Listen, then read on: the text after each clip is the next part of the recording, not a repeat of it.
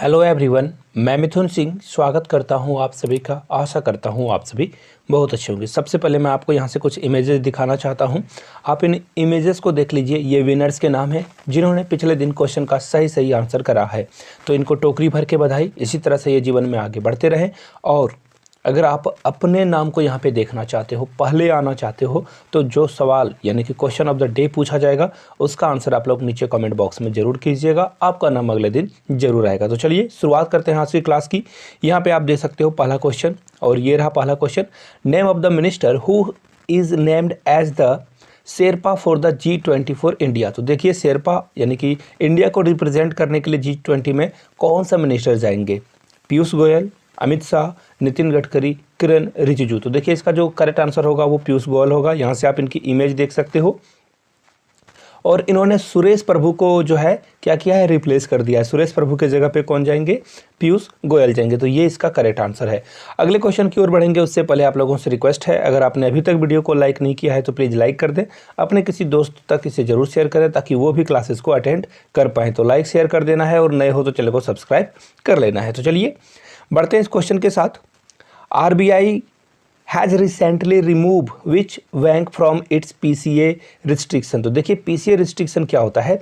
इसमें जब बैंक बहुत ही वनरेबल हो जाता है यानी कि लॉसेस होने की संभावना बढ़ जाती है तो RBI उस पर क्या करता है? बैन लगा देता है, रिस्ट्रिक्शन लगा देता है। तो इन जगहों पे देखिए कौन बैंक के ऊपर जो है PCA को हटा लिया गया है क्योंकि उस बैंक ने अच्छे से परफॉर्मेंस करना शुरू कर दिया था। तो देखिए ये बैंक था यूको बैंक। आप यहाँ से आर्टिकल देख सकते हो। देखिए reserve bank of India removes curves on UCO bank operations. तो यूको बैंक के ऊपर जो रिस्ट्रिक्शन थे उसे हटा लिया गया है क्योंकि इसने ना फिर से जो है कैपिटल गेन करना शुरू कर दिया था। तो चलिए आगे बढ़ेंगे अगले क्वेश्चन की ओर। Prime Minister Narendra Modi has recently chaired the annual summit of BRICS, a grouping of how many countries? तो देखिए आपको बताना है कि नरेंद्र मोदी जो ब्रिक्स है ना, ब्रिक्स में देखिए कौन कौन से कंट्री है। सबसे पहले बी, और यहाँ पे आपको दिखेगा ब्राज़ील। ब्रिक्स में आर फॉर रसिया दिखेगा, I for India, C for China, S for South Africa. तो ब्रिक्स में इतने कंट्री हैं, याद रखिएगा। इसे याद करने का तरीका आपको मैंने बताया। B for Brazil, R for Russia, I for India, C for China, S for South Africa. तो ये लोग मिलकर क्या किए हैं? ब्रिक्स का फॉर्म किए हैं, जहाँ पे ये कंट्री एक दूसरे को जितने भी फ़ायदा हो सके, जितना भी बिजनेस हो कर सके एक दूसरे के साथ, तो वो करने की कोशिश करते हैं यहाँ पे। तो ये जो है ना, हाल में ही नरेंद्र मोदी ने इस मीटिंग को, एनुअल समिट को क्या किया था? चेयर किया था, और ये चीफ थे इस मीटिंग के। तो देखिए यहाँ से आपको इमेज भी दिखेगी। यहाँ से आप देख सकते हो हमारे दुश्मन चाइना की प्रेसिडेंट की इमेज, साथ में व्लादिमीर पुतिन, उसके बाद बोरिस जॉनसन जो कि ब्राज़ील के प्रेसिडेंट रहे थे और इन्होंने कोरोना में बहुत ही घटिया काम किया है। शायद ये इस बार हट जाएं। यहाँ पे हमारे प्रधानमंत्री नरेंद्र मोदी और यहाँ पे साउथ अफ्रीका के प्रेसिडेंट आपको दिख जाएंगे। तो हाल में ही ना ये 13th ब्रिक्स सम्मेलन था। कितना था? 13th। तो 13 था यहाँ पे। और यहाँ पे आप देख सकते हो अफगान क्राइसिस को भी यहाँ इन्होंने डिस्कस किया और बहुत सारी चीज़ें को इन्होंने डिस्कस किया था। तो आगे बढ़ेंगे और नेक्स्ट क्वेश्चन आपके सामने ये रहा। ANIRF India ranking 2020 in which edition of annual ranking of institute and universities in India? देखिए मिनिस्ट्री ऑफ एजुकेशन ना एक रूल लाई थी जहाँ पर कि सबसे टॉप क्लास के इंस्टीट्यूट यानी कि कौन सा कॉलेज सबसे अच्छा है, कौन सी यूनिवर्सिटी सबसे अच्छा काम कर रही है, तो इसमें ये जो रैंकिंग देने की जो शुरुआत थी उसमें ये कौन सा ये जो था एडिशन था, ये आपको बताना है। तो देखिए मैं आपको बता दूँ, सबसे पहले ये जो था ना, ये यहाँ से आप देख सकते हो 6 देख सकते हो आप 6 कॉन्जिक्यूटिव एडिशन। और यहाँ पे आप याद रखना 2016 में इसकी शुरुआत की गई थी। और यहाँ पे जितने भी कॉलेज हैं, एग्रीकल्चर से रिलेटेड हो या फिर रिसर्च हो, मेडिसिन हो, मैनेजमेंट हो, सारे जगह सारे सब्जेक्ट को यहाँ पे शामिल किया जाता है। और इनमें से जो है टॉप क्लास के जो होते हैं इंस्टीट्यूट या फिर यूनिवर्सिटी, उन्हें जो है ये रैंक करते हैं। और आपको याद होना चाहिए IIT मद्रास ने फिर से एक बार टॉप कर लिया है। ये क्वेश्चन शायद एग्जाम में आ जाए। IIT Madras is the best institute of India. आगे बढ़ेंगे और यहाँ पे देखिए इस क्वेश्चन को मैं बिल्कुल सिंपल रखता हूँ। देखिए झारखंड से आने वाले लोग कमेंट करेंगे। देखिए झारखंड में ना हाल में ही झारखंड में ABD यानी कि एशियन डेवलपमेंट बैंक से जो है लोन लिया इन्होंने। कितना? 112 मिलियन का। For what? जी हाँ, supply infrastructure in Jharkhand, water supply करना है झारखंड में, तो इसके लिए जो है एशियन डेवलपमेंट बैंक से हम लोगों ने लोन लिया है और इसका जो राइट आंसर होगा वो होगा ए नंबर। आगे बढ़ेंगे और यहाँ से आपको इमेज भी दिखाई पड़ रही होगी, यहाँ से आप देख सकते हो एशियन डेवलपमेंट बैंक का लोगो और 112 मिलियन लोन जो है अप्रूव कर दिया गया है। आगे बढ़ेंगे, नेक्स्ट क्वेश्चन आपके सामने ये रहा, recently the cabinet committee on security has approved the purchase of how many transport aircraft. तो देखिए हम लोगों ने ट्रांसपोर्ट एयरक्राफ्ट मंगाया है, वो कितना है, तो देखिए इसका जो राइट आंसर होगा वो होगा 56। तो ये इसका करेक्ट आंसर हो जाएगा। आगे बढ़ेंगे, नेक्स्ट क्वेश्चन आपके सामने यहाँ रहा, आप यहाँ देख भी सकते हो और इसकी कॉस्ट जो है 20,000 रुपये से 20,000 करोड़ से भी ज़्यादा की आने वाली है। आगे देखिए, भेल has set up India's first ever indigenous design high ash coal gasification based methanol production plant in which city. तो देखिए कौन से सिटी में ये जो है ये gas coal gasification methanol production करने वाले हैं, चेन्नई, हैदराबाद, कोलकाता या पुणे। तो इसका जो राइट आंसर होगा वो होगा हैदराबाद। यहाँ से आप इमेज भी देख सकते हो भेल की।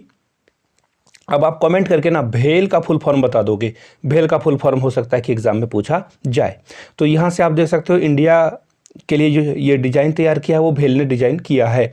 आगे बढ़ेंगे नेक्स्ट क्वेश्चन की ओर, यहाँ से आप देख सकते हो next question, which of the following countries supreme court has declare abortion in state of. देखिए सबसे पहले बात ना इसे मैं सिंपल वे में कर देता हूँ। देखिए अबॉर्शन करना जो है किस कंट्री ने अपने स्टेट में जो है इसे जो है नन क्रिमिनल में ला दिया है। देखिए नन क्रिमिनल का मतलब ये होता है जहाँ पर अगर आप अबॉर्शन कराते हो तो पहले क्रिमिनल चार्जेस लगती थी लेकिन अब उसे हटा दिया गया है। तो ये गुड मूव है मैक्सिको के द्वारा, याद रखिएगा मैक्सिको ने ऐसा किया है। Actually parents should decide what to do, either mom has right, otherwise government या लॉ कुछ नहीं कर सकती कि किसे बच्चा करना है या किसे नहीं करना है। जिसका करेक्ट आंसर डी होगा। अगले क्वेश्चन की ओर बढ़ेंगे, यहाँ से आप देख सकते हो next question, Name the MD and CEO of the IDFC First Bank who has been reappointed to the post by RBI for the further 3 years। तो देखिए RBI ने ना MD और CEO का जो पद है IDFC फर्स्ट रैंक बैंक को फिर से नियुक्त कर दिया है अगले 3 सालों के लिए। उनका नाम है वी वैद्यनाथन। जी हाँ, वी वैद्यनाथन आप यहाँ से देख सकते हो, इनको जो है 3 साल के लिए और से रीअपॉइंटमेंट मिल गई है। आगे बढ़ेंगे अगले क्वेश्चन की ओर। देखिए गवर्नमेंट ने ना एक जो है एक्सपर्ट कमेटी बनाई थी, एक एक्सपर्ट कमेटी जिसमें न्यू लॉ लगाना था किस किस के लिए, तो देखिए ड्रग्स के लिए, कॉस्मेटिक्स के लिए और मेडिकल डिवाइसेस के लिए। तो इसके हेड कौन है आपको ये बताना है, इसको जो है लीड कौन करेगा। तो इसका जो राइट आंसर होगा वो होगा वीजी सोमानी। जी हाँ, D is the right answer. VG Somani इसके लिए लॉ बनाएंगे और वो इन चीज़ों को देखेंगे। तो आगे बढ़ेंगे अगले क्वेश्चन की ओर। यहाँ से देखिए अगले क्वेश्चन में जाने से पहले अगर आपको आर्मी पब्लिक स्कूल के नोट्स चाहिए मेरे द्वारा हैंड रिटेन, तो मैं आपको बता दूं 449 का एक छोटा सा 499 रुपये का एक ट्रांजैक्शन करना है जिसमें मेरे द्वारा हैंड रिटेन नोट्स आपको मिल जाएंगे। Actually I have cracked examination, तो मैंने आर्मी स्कूल की CSB क्रैक करी है। अगर आप मेरे एक्सपीरियंस को लास्ट 2 मंथ में लेकर आगे बढ़ना चाहते हो तो आप मुझसे पेपर परचेज कर सकते हो। यहाँ से मेरी ईमेल आईडी देख लो, yourmithun.singh@gmail.com पे मेल कर लीजिए। If you are Instagram then do follow me @imithunsingh। तो देखिए यहाँ पे अगला क्वेश्चन आपके सामने ये रहा, in which state of India the emergency landing field, यानी कि देखिए इमरजेंसी लैंडिंग फील्ड जो है अब क्या बनाया जाएगा, नेशनल हाईवे 92 924 पे, और ये बाड़मेर में किया गया था। तो सिंपल सी बात है, बाड़मेर कहाँ पे है, बाड़मेर जो है आपका मिलेगा कहाँ पे, गुजरात में मिलेगा। और हाल में ही यूपी के भी जो हाईवेज़ हैं वहाँ पे भी इमरजेंसी लैंडिंग करने के लिए जो है इन्होंने, अब देखिए गवर्नमेंट क्या कर रही है ना कि हाईवे के बगल में एक छोटा सा ये क्या करेंगे, एक रनवे बना देंगे जहाँ पर कि इमरजेंसी लैंडिंग कराई जा सके, जो भी हमारे इंडियन एयरफोर्स के प्लेन्स हैं उसके लिए। तो इसका राइट आंसर क्या होगा, बी होगा राजस्थान। आगे बढ़ेंगे और याद रखिएगा एक इंपॉर्टेंट बात, हमारे जो परिवहन मंत्री हैं नितिन गडकरी, ये क्वेश्चन आपसे पूछा जा सकता है। अब देखिए अगला क्वेश्चन आपके सामने ये रहा, quick points of the day के बारे में। Where has India's tallest air purifier plant been inaugurated recently. तो चंडीगढ़ में भी एयर प्योरीफायर लगाया गया है, दिल्ली में भी लगाया गया था। तो याद रखिएगा कहाँ कहाँ लगाया जा रहा है, इस चीज़ को आप खास करके नोट कर लीजिएगा। Who has been appointed as the new president of International Road Federation India. तो देखिए सतीश पारेख को जो है इन्हें न्यू प्रेसिडेंट बनाया गया है। Who has been recently inducted into the FAA hall of fame. देखिए तो रमेश नारायण इसका करेक्ट आंसर हो जाएगा। तो ये क्वेश्चन एग्जाम में बहुत बार आ चुके हैं और आते ही रहते हैं एग्जाम में। तो चलिए क्वेश्चन ऑफ द डे पूछने का अब टाइम आ चुका है। आपको बस कुछ नहीं बताना है, मैं सिंपल सा एक क्वेश्चन आप लोगों के सामने 3 क्वेश्चन पूछने वाला हूं। पहला क्वेश्चन ये रहा, इंडिया के फर्स्ट रेलवे मिनिस्टर का नाम आपको बताना है। दूसरा क्वेश्चन, फर्स्ट लॉ मिनिस्टर का नाम बताना है। And thirdly, first education minister का नाम बताना है इंडिया का। इंडिया इंडिपेंडेंस हुआ था, उसके बाद पहले रेल मिनिस्टर कौन थे, सेकेंडली लॉ मिनिस्टर कौन थे और थर्डली जो है एजुकेशन मिनिस्टर कौन थे। चलिए कमेंट करके आप लोग इसका आंसर जरूर कीजिएगा। Thank you so much for watching this video. Have a good day.